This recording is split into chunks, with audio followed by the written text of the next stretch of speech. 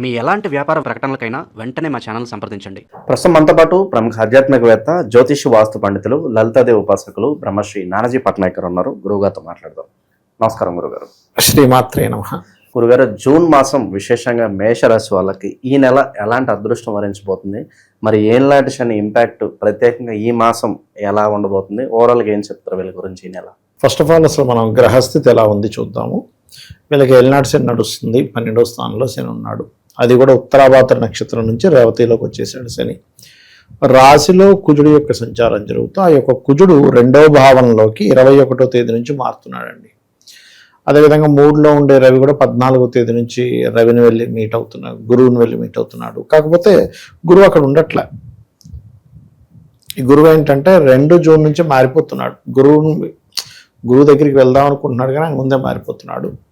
And అదేవిధంగా శుక్రుడు కూడా ఈ యొక్క నెలలో దాదాపుగా మీకు 9వ తేదీకి కర్కాటకంలోకి మారడము, బుధుడు 23వ తేదీ మారడము, పంచమ స్థానంలో కేతు ఉండడం జరుగుతుంది. వీరికి పంచమంలో కేతు, లాభంలో రాహు. అయితే ఈ యొక్క గ్రహస్థితిని అనుసరించి వీరికి ఎలా ఉండబోతుంది అంటే ఈ మాసంలో ఈ ఉండే గ్రహాల యొక్క ప్రభావం ఎలా ఉంటుందనే విషయాలు చెప్తుంది. నేనైనప్పటికీ చెప్పిస్తుంది సాక్షాత్ లలిత అమ్మవారిగా భావిస్తూ ఆ లలితాంబిక అమ్మవారి యొక్క అనుగ్రహం మీకు పరిపూర్ణంగా కలగాలని మనస్ఫూర్తి కోరుకుంటూ, ఇక్కడ ఎప్పుడైతే రాశిలో ఉండే కుజుడు ఉంటున్నాడో ఇది ఆల్మోస్ట్ మనం ఎప్పటి వరకు ఉంటుందని చెప్పుకున్నాము, ఆల్మోస్ట్ 21వ తేదీ వరకు ఉంటాడు అక్కడ. సో 21వ తేదీ వరకు వీళ్ళు కొంచెం అంటే ఎనర్జీ పెరుగుతుంది. పాజిటివ్గా చూసుకుంటే అంటే కొంచెం ఎనర్జెటిక్గా ఉండడం జరుగుతూ ఉంటుంది. ధైర్యం పెరుగుతుంది, ఎనర్జీ పెరుగుతుంది. కాకపోతే వేడి స్వభావం అంటే వేడి వల్ల వచ్చే ఇబ్బందులు ఉంటాయి సరే, హీట్, పిత్తం పెరగడము, లేకపోతే మనకి ఇప్పుడు చూస్తే కనుక ఈ మే, జూన్, జూలై ఈ 3 మాసాలు కూడా ఆల్మోస్ట్ ఎండ అసలు మీరు ఎప్పుడు రికార్డు స్థాయి అంటే 50 దాటిపోద్దండి, 50 degrees దాటిపోద్ది. అందులో ప్రత్యేకంగా మేషం వారికి మరింత ఎక్కువ ప్రభావం ఉంటుంది. ఓకే, అదొకటి. ఇక రెండవ విషయం ఏంటంటే ఇక్కడ వీరికి ఈ 2వ భావంలో అంటే ధనస్థానంలో రవి ఉన్నాడు కాబట్టి ఇది ఎప్పటి వరకు జూన్ 14 వరకు ఉంటాడు రవి అక్కడ.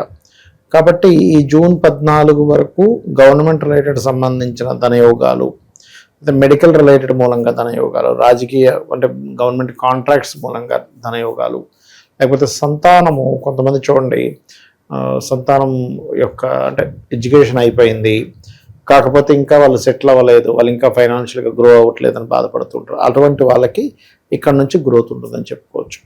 అలాగే మరొక విషయం ఏంటంటే ఇక్కడ గమనించినట్లయితే జూన్ 2 నుంచి 1 ప్లస్ జూన్ 6 నుంచి గురువుని వెళ్ళి శుక్రుడు మీట్ అవుతాడు. అంటే ఆఫ్టర్ జూన్ 6 నుంచి ఈ మంత్ ఎండింగ్ వరకు వీళ్ళు ఏదైనా వాహనం కానీ గృహం కానీ తీసుకోవడం జరుగుతుంది. అక్కడ నుంచి వీళ్ళకి పాజిటివ్గా ఉంది. కాకపోతే పంచమంలో కేతు ఉన్నాడు కాబట్టి మంగళవారము, ఆదివారము ఎటువంటి ఇంపార్టెంట్ డెసిషన్స్ ఏవి వీళ్ళు తీసుకోకూడదు. ఏమవుతుందంటే పంచమ కేతువు కదా, వీళ్ళు ఎలాంటి డెసిషన్స్ తీసుకోవడం జరుగుతుంది అంటే వెళ్ళి అనవసరంగా ఇరుక్కుంటారు. ఆ డెసిషన్స్ వల్ల, ఆ ఫ్రెండ్షిప్స్ వల్ల, లేకపోతే ఎవరినైనా ఇప్పుడు ఫేస్బుక్, ట్విట్టర్ రకరకాల కారణాల్లో కొంతమంది మీట్ అవుతూ ఉంటారు, ఫ్రెండ్స్ అవుతూ ఉంటారు, అందులో లవర్స్ అవుతూ ఉంటారు.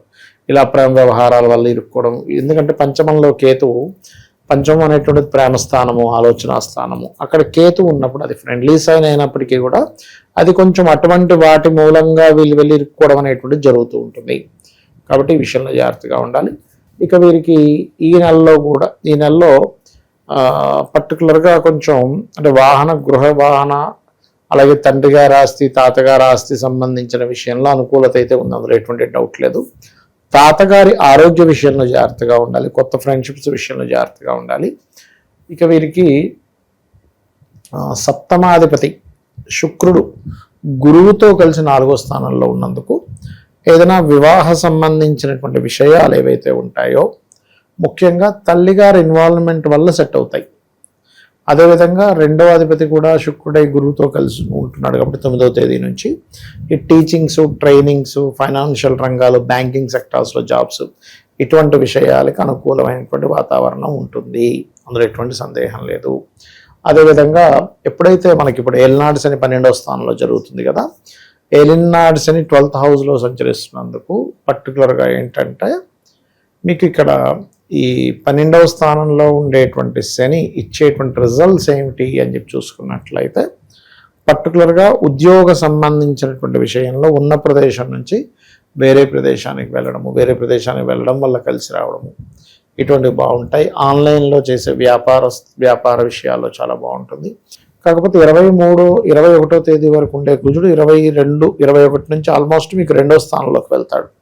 కాబట్టి 21వ తేదీ నుంచి వీళ్ళకి భూమి మూలంగా వచ్చే ధనం వస్తుంది, కానీ ఏదైనా మనీ విషయంలోనే కొద్దిగా వీళ్ళకి ఘర్షణ యోగం కూడా ఏర్పడుతూ ఉంటుంది. అదేవిధంగా ఈ గురువు కూడా మనకి 4వ స్థానంలోకి వెళ్తున్నాడు. అంటే జూన్ 2 నుంచి 4లోకి మారిపోతున్నాడు. గురువు సంచారం మారుతున్నందుకు ఏంటంటే వీళ్ళకి ఒక రకంగా చెప్పాలంటే ఎడ్యుకేషన్ ప్రాపర్టీ వైజ్గా గ్రోత్ ఉంటుంది. కాకపోతే శని యొక్క ఎనర్జీస్తో మనకి గురువు 4వ భావంలోకి వస్తున్నాడు. కాబట్టి వీళ్ళు ఏదైనా ఒక ప్రాపర్టీ తీసుకోవాలి అని అనుకున్నప్పుడు జూన్ 2వ తేదీ నుంచి మరింత జాగ్రత్తగా ఉండాలి. ఈ ప్రాపర్టీస్ తీసుకునే విషయంలో ప్రధానంగా ఇది జాగ్రత్త పడవలసిన అంశం.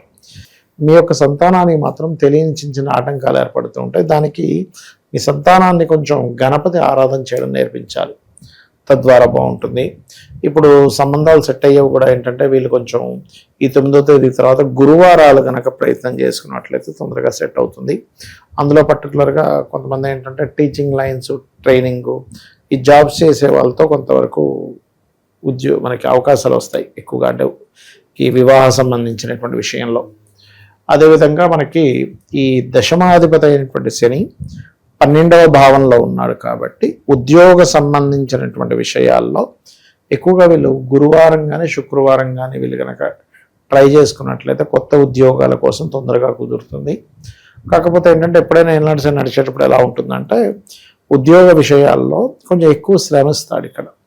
దీనికి వీళ్ళు ఏం చేయాలి? ఓం మాణిక్య ముకుటాకార జానుద్వయ విరాజితాయే నమః అనే మంత్రం చేసుకుంటే అన్ని విధాల వీరికి బాగుంటుంది. ప్లస్ గణపతి యొక్క ఆరాధన కూడా చేసుకుంటూ ఉండాలి.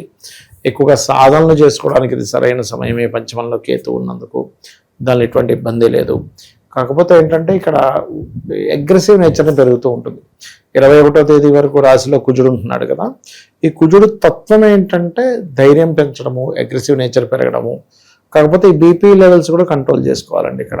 కొంచెం దీనికి మరి ఏం చేయాలి అంటే కొంచెం అభిషేకాలు చేసుకోవడము, గోవులకి క్యారెట్స్ మరియు అదేవిధంగా బీట్రూట్స్ లాంటివి తినిపించడము, వీలైతే కుంకుమార్చన చేయడం అమ్మవారికి, ఇవి కనుక చేస్తూ ఉంటే ఖచ్చితంగా బాగుంటుంది.